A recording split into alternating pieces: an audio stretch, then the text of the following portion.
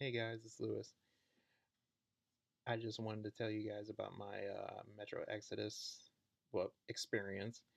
Is that on the day of on the day I got it, it wasn't until Friday night, so I couldn't even play all day Friday. I should have just got it from GameStop so I could just get it at the store and then play it all day. I originally did beat it Sunday of that weekend, so it's maybe about 3, 4 weeks ago. So this is not a general review, just a perception. I played it 3 times on Reader so that I could get all the trophies, which I did. I got pretty much every single trophy known to existence on the system already. Uh, they're not kind of that hard. They're only hard if you play it on hardcore ranger mode, and I only suggest that you play if you want the good ending of that game. Just pick the spot. Pick, I'd say, just attempt it. Just don't kill anybody in the church in the Volga. Just, don't be a generally bad human being as we are in video games. And I guess the hardest trophy for me was the Forest Child trophy. That was extremely frustrating because I was the hard part was at the band at near the end and near the colonel's little place. So that was kind of the only hardest one. Upon playing the last game, I did reread the entire series of Metro series by Dmitry Glukovsky, who I w- I'm impressed to see that somebody at 18 wrote a very well balanced sci-fi thriller,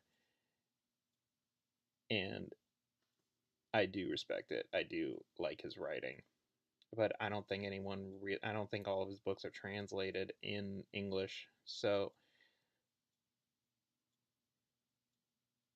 for anyone who's not played it, you take up the character of Artyom as in the final game you find out that Russia is not destroyed, but but you find out that Hansa has been jamming the signal so that no one can receive or hear any radio transmissions. And what they say is the war is still on. So it's a very politically charged game, and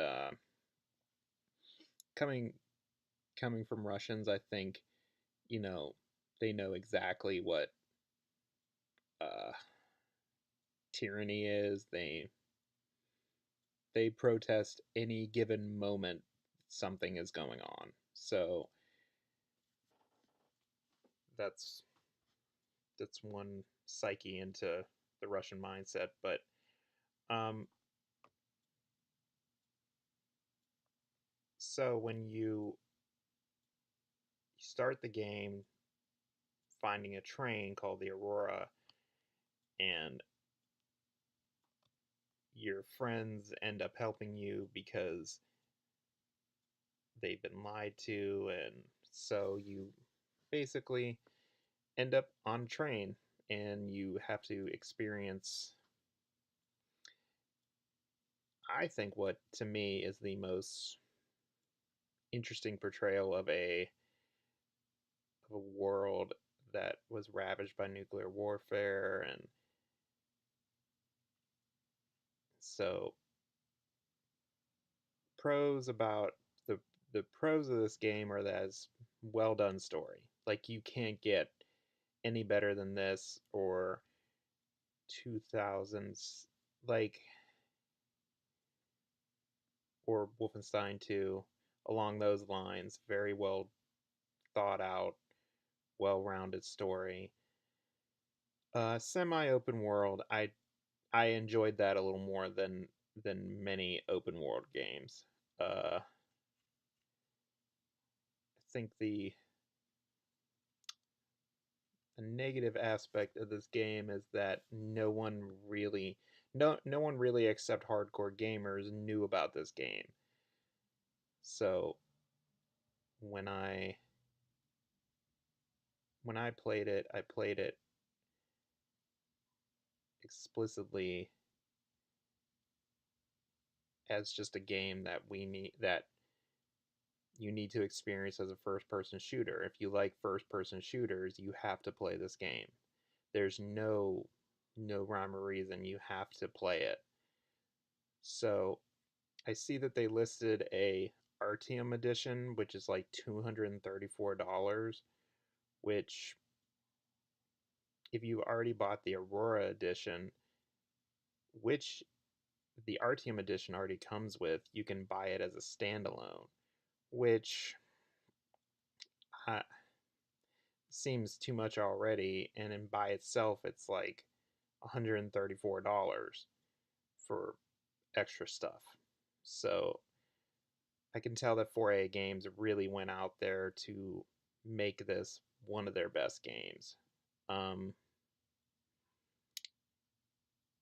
so in the grand scheme of it, I think this series may be one of the best first-person shooters next to Doom and Wolfenstein so far. And $89 is a steep price for the Aurora edition, but play but you get this expansion pass or the season pass, a little drawing and a little book of art around the world, and I pretty much enjoy. I've played it pretty much 4 times, beat Ranger Hardcore mode, and the only thing I would say about Ranger Hardcore mode is that you need to just really stealth, really just take your time, and in some parts don't kill anybody. If you want the good ending, which I did. Most people would rather have chosen the bad ending, but I got addicted to being good. And I think you don't see with many games talking about, well, sitting around a table talking about to family, to children, to, you know, talking about things that people would talk about, you know. So I don't know if it has. I mean, the whole idea of not killing people who believe in who killing people who believe in religion is kind of a Christian thing, is kind of a peaceful warrior thing. Um, but yeah, I would say I definitely highly recommend this to anyone who's played the series. This is essentially the sole sequel to 2035 if you've ever read it, which I suggest everybody to do. The books are well done. They just it melts like butter. It'll go through right your hands immediately. Um, that's essentially my perspective. I gotta say, this is like I don't like grading, but I would definitely give this a deep 9.5 out of 10. This is probably one of the 4A's best games, and definitely one of the better first person shooters next to Doom reboot and the Wolfenstein reboot. So I hope that they put it on Switch, but I'm not counting on it. So thank you very much. See you next time.